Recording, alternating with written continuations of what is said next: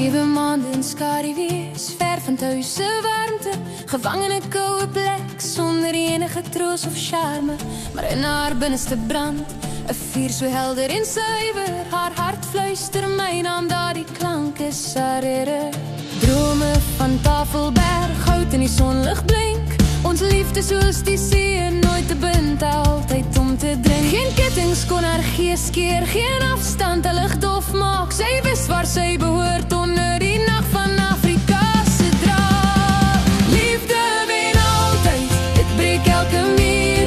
Liefde wen altyd, dit beantwoord elke roepsoek hier. Sy hart loop deur die duisternis, reg in my arm se krans.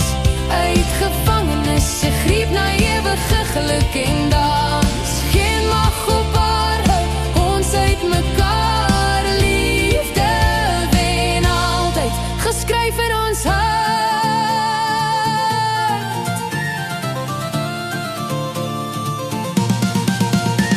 Vlieg en gebede dra haar oor die oseaanse golf, terug na die man wat getrou gewag het, sonder twyfel of dolk.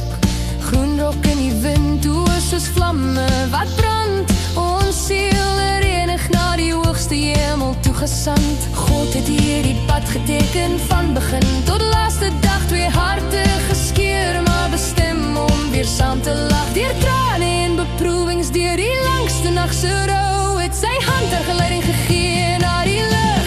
Nou my nou, liefde wen altyd, dit breek elke muur.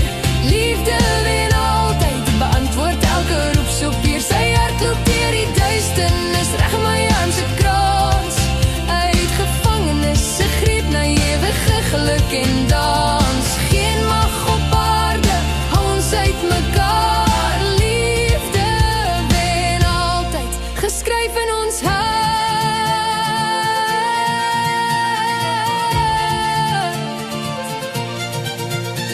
Die hemel het geweet of God in sy genade groet, het ons groenrok meisie gebring na haar eie grond se boet.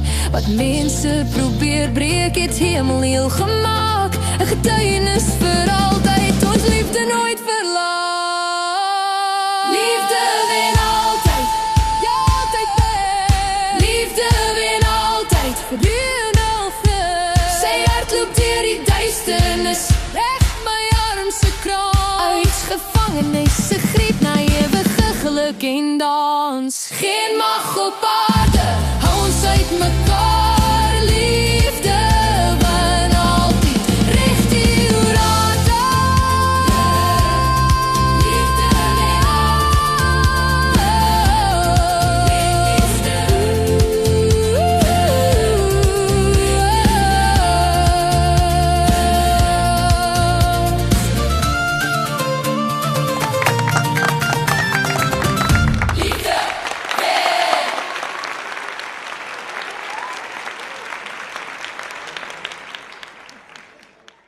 By running away from mother in Canada back to Africa, I bet on you. I love you so very, very much. I'm all yours now. Please always love me, forever.